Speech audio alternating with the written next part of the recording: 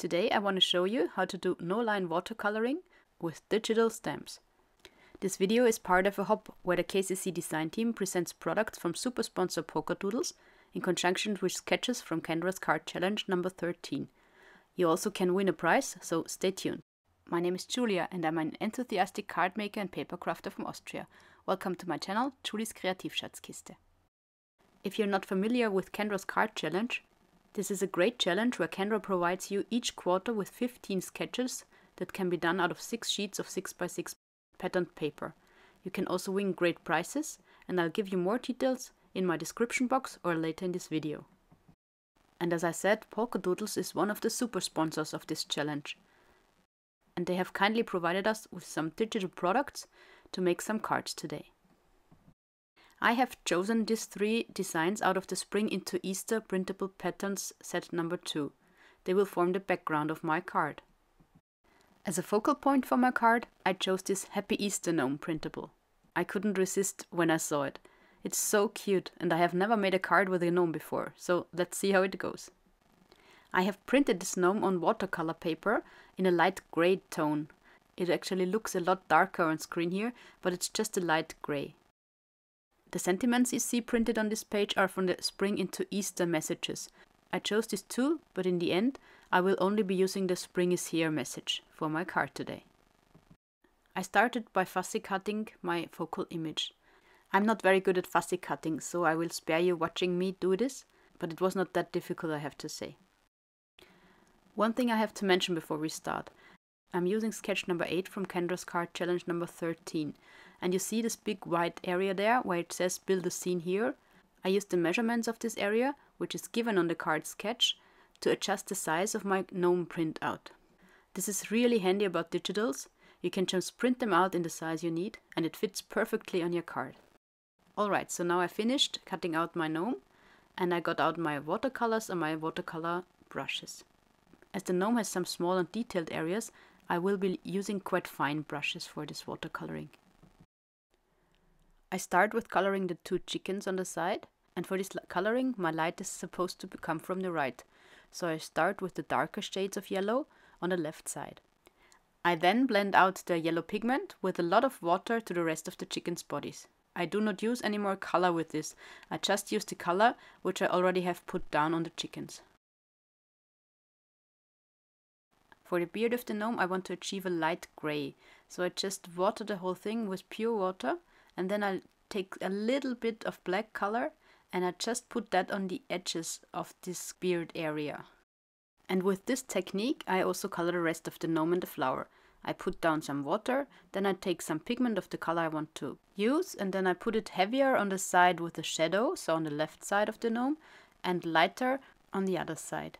To emphasize the shadows afterwards, I take some more pigment of the same color or even a darker color and make some more shadows into these areas I just painted. The darker color is then going to bleed into the lighter color. I have to say I'm no expert watercolorer at all. This is just a method that works for me very well. So while you are watching me painting the gnome now, I can tell you more about this giveaway hop. So as I said, our KCC design team is presenting some cards made with sketches from Kendra's card challenge number 13 and products from Polkadoodles. In order to win a digital prize in this giveaway hop from Cards by Kendra, you have to fill in the form, for which the link is in my description box. You have to fill in the form by January 18th. The winner will then be randomly chosen and announced on the Cards by Kendra's community tab on Facebook. And if you want to know more about Kendra's card challenge, where Kendra provides 15 sketches for unique cards, which can be made out of 6 sheets, of 6 inch by 6 inch patterned paper. You find the details on the homepage of Kendra, www.kendrascardchallenges.com, and you also find the instructions there how to download the free printable with the sketches and the instructions for the challenge. You just have to register for Kendra's Patreon, but it's absolutely free. It's a great challenge and I really encourage you to try it out. You can win prizes by submitting a photo to the Facebook group Kendra's Card Challenges. You can submit 1 photo per month, so you can participate in the challenge 3 times per quarter. I also encourage you to check out Kendra's Patreon. She has different tiers with several goodies This is the possibility for her to keep the quarterly challenge free for everyone. Back to my Easter gnome. I have now laid out the basic colors for all the areas of the gnome, except for the egg, and it's mostly dry now. I now add details to the gnome with my detailed brush and darker shades of color. The final part of the gnome is the Easter egg, which I colored in yellow and pink. I then added details with my white gel pen and also again with darker shades of pink and yellow. With the watercoloring, and my main focal point of the card is ready. Next we have to assemble the card, of course. But before that there's one step left. I want my gnome not to be glued to the front of the card, but to be the front of the card, at least partly. And to give him stability, I traced the gnome and cut him out of white paper again, so that I can glue that on the back of the gnome, so have a double layer. Now it's really time to construct our card. I start with a card base with 4¼ by 5½ inches. In the sketch you see this matting layer in black. I cut that out twice from the blue patterned paper which I printed out before. This will be the sky in my gnome scene. I needed it twice, once for the front of the card, which I will however cut down afterwards, and once for the inside of the card. Next I cut down the pink and the blue area you see in the sketch. For the blue area I used the green patterned paper, which will be the grass my gnome is standing on, and the pink and peachy layer is the flower decorations to the side. This is a great advantage of Kendra's card challenge. Not only can you make the 15 unique cards, but you can also choose single card sketches out of the challenge, and you have all the measurements for the papers which you need for completing the card. So now we have prepared all the parts we need for the card, we can start assembling it. First I glue this first matting layer on the front of my card. Then I glue down the other pieces of patterned paper I cut out. The peachy layer on the side and the green layer on the bottom, just as it is shown in the sketch.